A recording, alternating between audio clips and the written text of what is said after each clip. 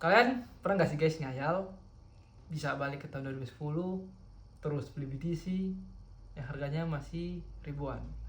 Tentu kalian sekarang udah jadi miliuner guys.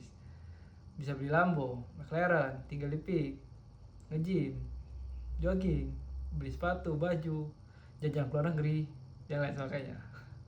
Kalian tentu udah financial freedom.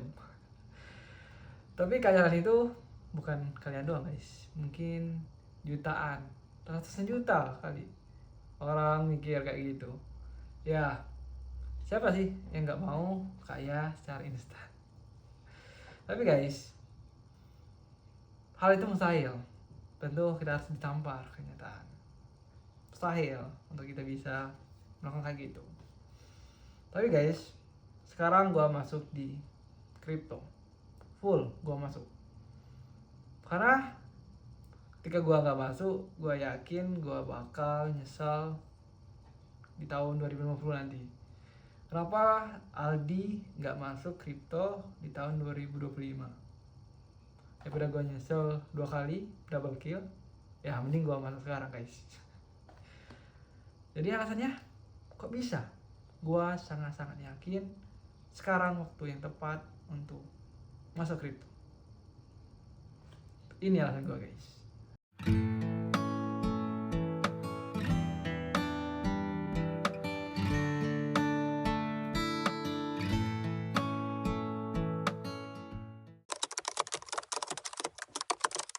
Karena The Fed bakal cut rates.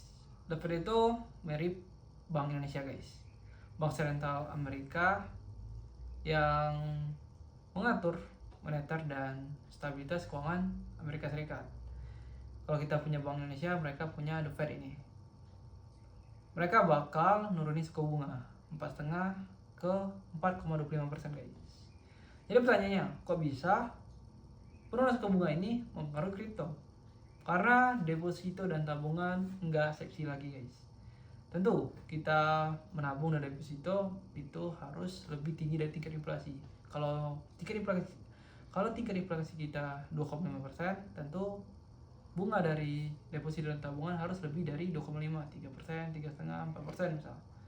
Karena the Fed ini cut rate, tentu suku bunga acuan yang imbal hasil yang mereka dapat itu bakal berkurang guys. Maka mereka harus mencari instrumen keuangan lain untuk mendapatkan keuntungan lebih dari inflasi ini.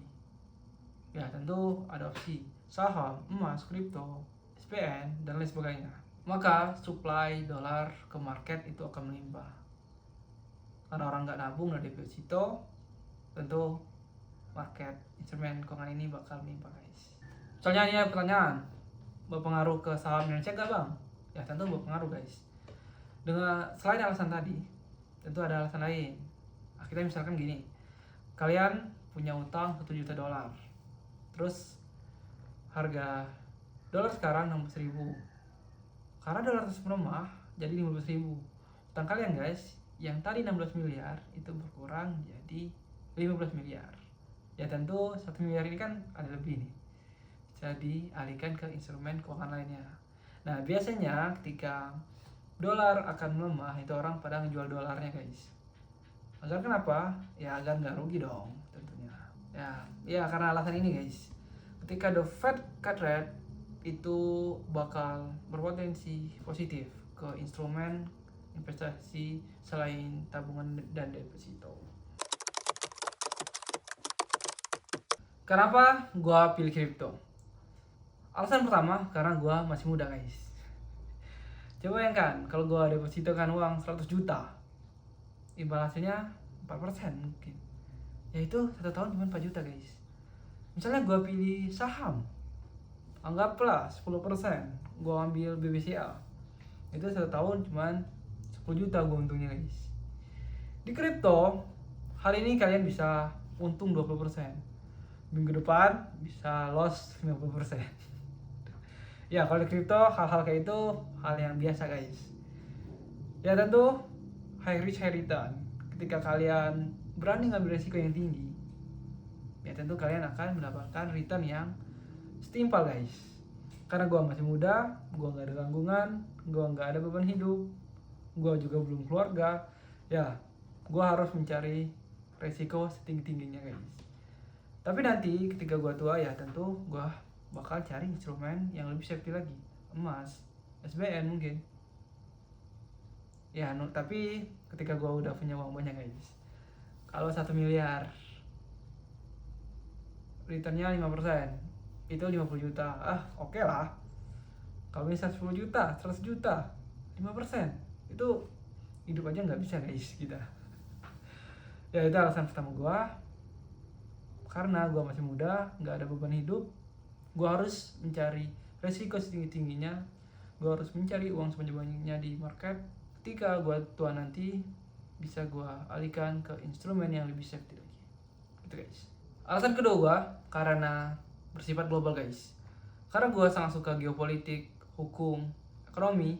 Tentu ketika gue masuk kripto, mau tak mau gue harus mempelajarin dan mengetahui berita dunia guys, kayak perang tarif Cina Amerika, perang Ukraina Rusia, perang Israel Iran, kemenangan Pilpres Trump, politik Amerika. Mau tak mau gue harus pelajarin ini agar gue tahu bagaimana perkembangan dan arah market guys. Tentu hal ini mengasihkan guys. Kalau di Indonesia saham itu sangat sensitif terkait berita politik Indonesia, karena ini bersifat global, itu nggak sangat berpengaruh guys, hanya negara-negara besar yang mempengaruhi market. Ya tentunya itulah kripto keseruannya guys, karena bersifat global juga. Tentu market ini 24 jam dan nggak ada hari libur guys, jadinya tiap hari kita bisa mantengin market full time. Telah kasihkan. Alasan ketiga kenapa gue masuk kripto, karena kecanggihannya guys. Karena di kripto ini kalian bisa nge-transfer koin itu sepersekian detik guys, sangat cepat ke orang tanpa ada pihak ketiga.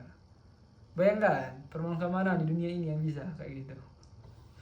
Ini hal yang sangat revolusioner guys, mengubah instrumen keuangan dunia. Ya gue jujur sangat suka guys mempelajari kecanggihan dari kripto ini. Ya gue rasa kayak gak mungkin gitu, karena kecanggihan ini, karena gue melihat ada potensi di depan nanti, ada kemajuan hal ini akan dipakai. Ya gue tetap optimis bakal terus dipakai ini kripto. Ya itulah guys alasan gue. Oke, jujur ini bukan financial advice, gue nggak ngajak kalian masuk ke kripto. Ya ini cuman pemikiran gue guys tentang bagaimana potensi untuk mendapatkan uang ke depannya. Ya tentu ketika kalian masuk ke kripto ini harus pelajari fundamentalnya. Jujur guys, gue melakukan lulusan ekonomi, gue paham bagaimana fundamental keuangan ini.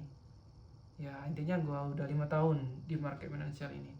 Gue udah lumayan tahu bagaimana pergerakan market, bagaimana news mempengaruhi pergerakan kripto ataupun saham.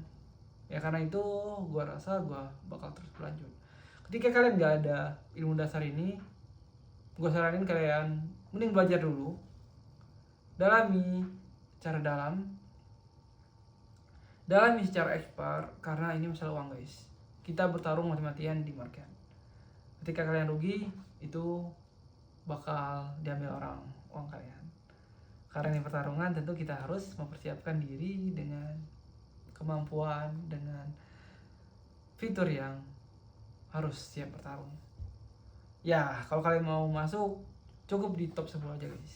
BTC, ETH, Solana, koin-koin yang udah terkenal, udah capital marketnya itu udah tinggi, karena itu susah banget digoreng. Hindari meme coin, hindari shitcoin, hindari koin-koin yang secara fundamental masih aneh guys. Karena gua rasa nggak bakal ada alt season lagi, karena sekarang udah ratusan ribu mungkin koin, nggak bakal ada alt season lagi. Tapi potensi keuntungan ke depan itu masih sangat besar. Gua Aldi, goodbye.